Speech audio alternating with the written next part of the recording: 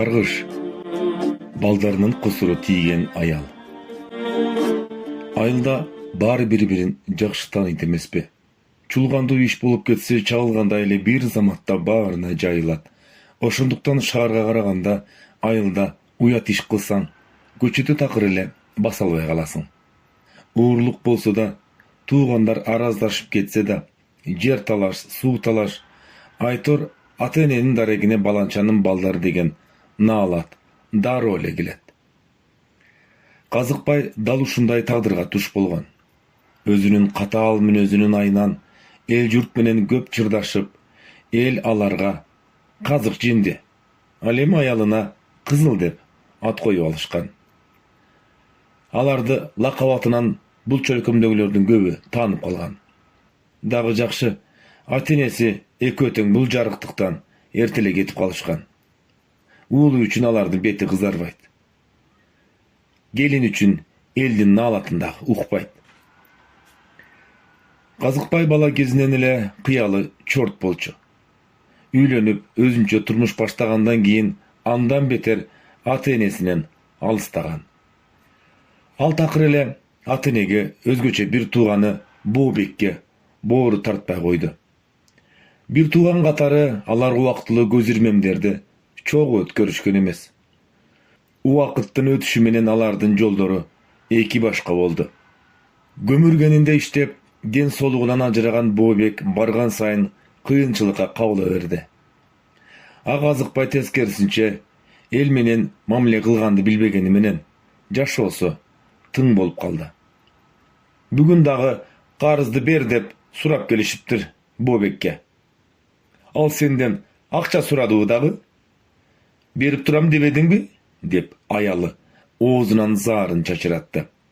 Жардам берсе, бир тууганына бермек.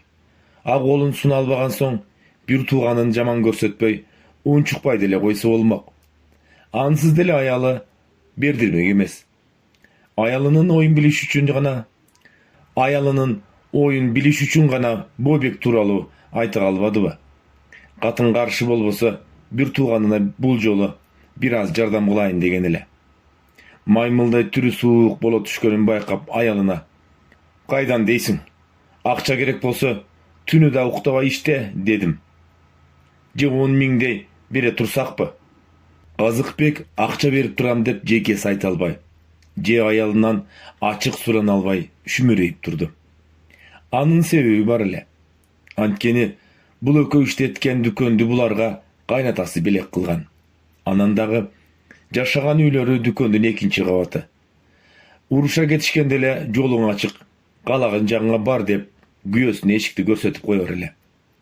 Ошондон коркуп Казыкбек сестенип калган. Ага акча бергенге милдеттүү эмеспиз.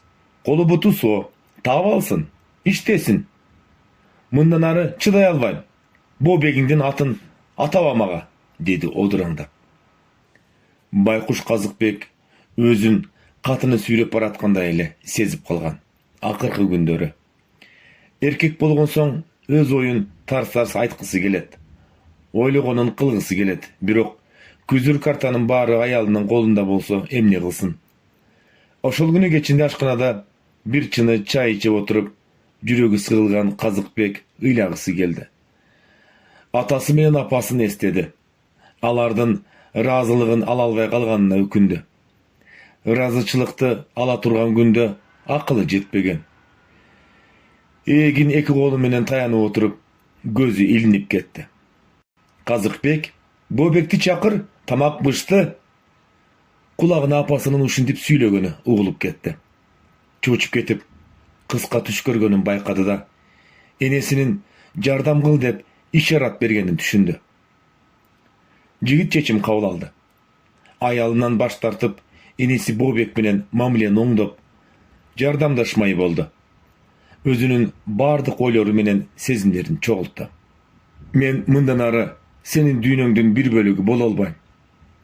Бул сөздөр сүйлөм сыяктуу угулуп, бул жөн гана мамиленин үзүлүшү эмес, жаңы жашоого кадам таштоо экенин Казыкбек ошондо түшүндү. Бул өзүн сактап калуунун жана жолун табуунун жалгыз мүмкүнчүлүгү болгонун билди. Ошол күндү тартып Казыкбек өткөндү унутууга аракет кылып, үйдөн чыгып кетти да, жашоосун кайра курууга киришти. Жаңы жумушка сүңгүп кирип, жаңы таанышуулар болуп, ал тургай спорт менен машыгып баштаган. Бирок түпкүрүндө аны күмөн саноо кыйнап жатты. Убакыт өтүп Казыкбек ижарага алган батирде аялсыз жашоого үйрөндү. Ал кээде өзүн сактап калуу үчүн оор тандоолорду жасоо керектигин түшүндү. Кеч кирип калган. Эшик тыкылдап, кайнатасы кирип калыптыр. Ассаламу алейкум, кандай Казыкбек? Валейкум ассалам. Тынчсызбы ата? Деп күйөө бала күнөөлүү адамдай башты жерге салып турду. Эмне жумуш кылып жатасың анан? Мен таксидемин. Мен кызым айткандардын баарын уктум. Эмне кыласың катынга теңелип? Катындардын баары ошондой. Окшош эле болушат. Жүр андан көрө үй бүлөңө бар. Балдарыңды сагынсаң керек. Кайнатасы ар кайсы окуяларды салыштырып отуруп, акыры көндүрдү. Күйөө бала менен кайнатанын айырмачылыгы бала кызуу кандуу, болбогон нерсеге да титиреңдеп калат. А кайната жоош киши. Же балким аны да аялы ийге келтирип алгандыр. Окшоштуктары боюнча алганда экөө тең аялдарынын көзүн карашат. Ошентип Казыкбек батиринин босогосунда туруп, жан дүйнөсүнө муздак шамал кирип жатканын сезди.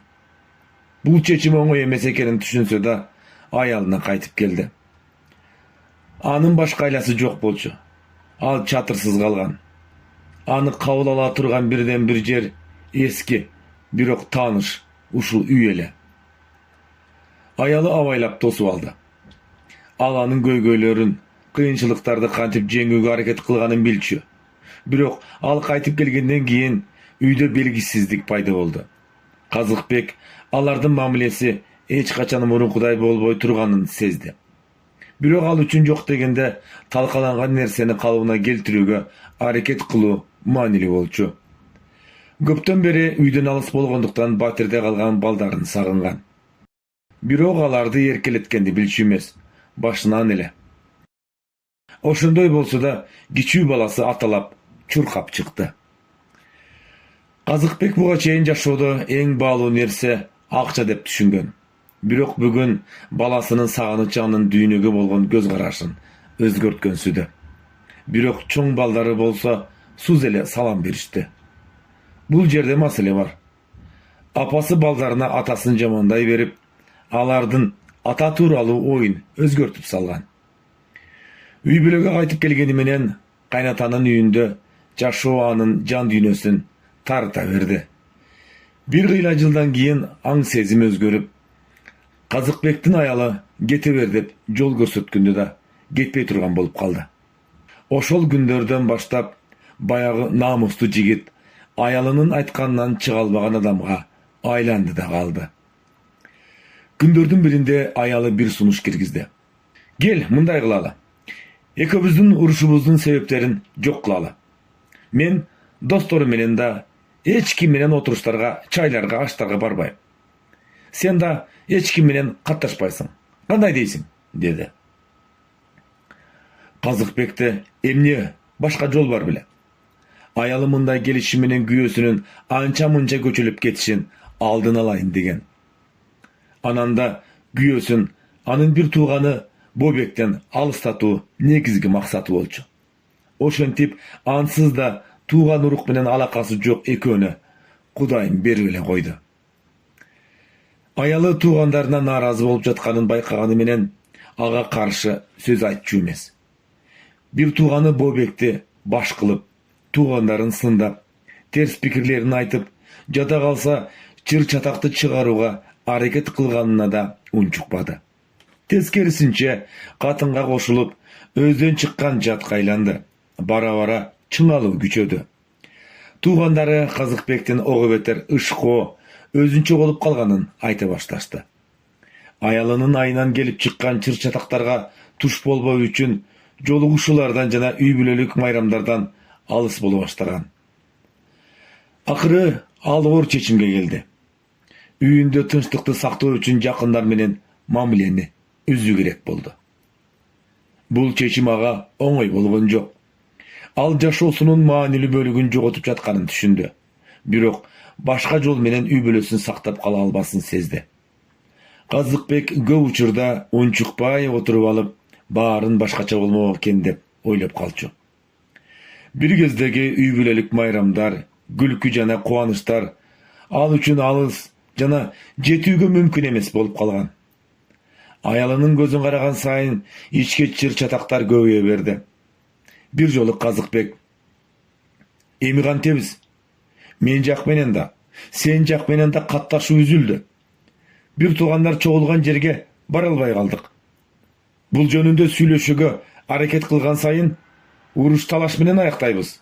Баары сенин айыңдан" деп жарашуудан кийин биринчи жолу аялын капты. Кандай талаш болбосун, аялынын баары бир утуп чыгаары Казыкбекке белгилүү да. Ошого карабай бул жолу өз пикирин ачык айтууга эрки жетти. Мындайда карап турабы, аял бийик үн менен: "Туугандарыңдан алыстап баратканыңды эми байкадыңбы?" деп силкип койду. Өзү да аялы бир силккенде ал кыйлыга чейин тилден калып калчу. Ушундай күндөрдүн биринде бир тууган энеси Бообек аргасыздан агасына телефон чалып, карызга акча сурайт. Боору ооруп баштаган экен. Сурай турган башка жакыны деле жок. Алгач берем деп коюп, кайра акча болбой калды деген агасынын жообуна Бообек өтө капа болду. Аялы тыйып койсо керек. Ошол болду Бообек агасына келген жолду унутту. Агарыздардын аягы суюл элек. Айласы кетти. Дагы жакшы, Бообектин келинчеги жакшы аял экен. Уятты жыйыштырып коюп, мойнума коробканы илип алып, сенин бооруңду айыктыруу үчүн тилемчиликке чыгууну туура көрдүм. Башка айлабыз жок. Эл журт бар, акча чогулуп калар, деди аялы. Бообек ыңгайсызданып, досторунан уялды. Мындайда уялып болобу? Аракет кылсаң берет, Кудай дагы. Балдарды эртең атам алып кетет. Иним менен сиңдимди ала келет. Үчөөбүз чыгабыз, акча жыйнаганы, деп аялы камын көрүп баштады. Мынча болду, досторумду да чакырайын. Жардам бергени берет, бербегени жок. Сен туура айтасың. Мага уялышты ким коюптур, деп Бообек досторун кечкиге үйүнө чакырды. Алыскы туугандан жакынкы кошуна деген ушул экен да. Достору Бообектин аялынын сунушун колго алышып, 17 классташынын 14-ü акча жыйноо ишин башташты. Бообектин аялы, кайнеси жана балдызы болуп, баары 20 адам болду. Жардам бериңиздер, досубуз Бообектин боору ооруп жатат, өмүрүн сактап калалы. Бир туугандар колдоо көрсөтүңүздөр, 5 сом, 10 сом, колдон келгенин бериңиздер. Ушундай чакырыктар 2,5 ай бою айтылып турду. Чоң көчө, кичи көчө, ашкана, дүкөн, базар, айтор, акча жыйноочулар барбаган жер калган жок. Бир тууган агасы Казыкбек менен жеңеси акча бермек тургай, жөн эле абалын сурап да койгонго жарашпады. Бообектин аялы бети башы карарып калган, күнгө күйгөн да. Жараткандын колдоосу менен кайрымдуулар Бообекке зарыл болгондон да көп акча чогулта алышты. Бул убакытка чейин ал такыр эле баспай калган. Достору кезекке туруп, кадимки нөөмөткө келгендей күзөттө болушту. Айылдын тургундары да мечитке атайын коробка коюшкан экен. Чогулган акчаны дамылла өзү алып келип берет. Мынакей, достуктун үлгүсү. Дос болсаң ушундай дос бол. Боло албасаң, досум деп айтпа. Мына үлгү, мына адамгерчилик, мына бир туугандык. Балдар, силерден айланса болот. Жараткан ыраазы болсун силерден. Кудайым буйруса, Бообек айыгып келсе, жакшы ишке себепчи болуп каласыңар, деп дамылла баарына бата берди. Бирок дамылла бир кишини издегендей чогулгандарды карай берди. Майып арабада отурган Бообек эмнени издеп жатканын дароо эле байкады. Дамылла, аны издебей эле коюңуз. Ал келген жок. Ушунчасына шүгүр, эл бар экен, журт бар экен. Рахмат сизге, деди Бообек. 5 күндөн кийин чет өлкөгө операцияга жөнөйт. Сапар алдынан жардам кылган жакындарына, айылдаштарына, досторуна өзүнүн ыраазычылыгын айтты. Барыңыздарга Аллахым разы болсун, Бобек ыйлап жиберди. Аллахым насип кылып өмүрүмдү узарткан болсо, мен да бала чакам менен, үй бүлөм менен мага окшоп жатып калгандарга жардам уюштуруу менен алек боломун. Ооба, Бобек ушундай ниет кылган. Жараткан тилегин берип, айыгып да келди. Кадимкидей жашоону баштады. Бобек ооруп жатканда өтө эле мууну бошоп, жашык болуп калган эле. Ошондон бери болор болбос сөзгө деле ыйлап жиберет. Жаңыл аялына сүйлөп жатат. Сага рахмат. Ушунун баары сенин аракетиң менен, Аллахымдын колдоосу менен. Сен чыгынбаганда ким билет, мен азыр кайда элем. Сага рахмат. Толук айыгып жашап кетсем, ар бир күнүңдү майрам кылабыз, буйруса, деп Бобек кудундап койду. Өз үйүнүн бир бурчун ыктыярчылар үчүн кеңсе кылып койду. Жардамга муктаждар келип, кадимкидей кайрымдуулук уюмдай иш жүргүзүп калышты. Бобектин аялы кийин ошол кеңсени мыйзамдаштырып, өзү жетектеп, канчалаган өмүрлөрдүн сакталып калышына себепчи болуп калышты. А берки жакта Бобектин бир тууганы Казыкбектин үйүндө абал тескерисинче оорлошуп кеткен. Уулун үйлөндүрө алышпай 33-кө чыгыптыр.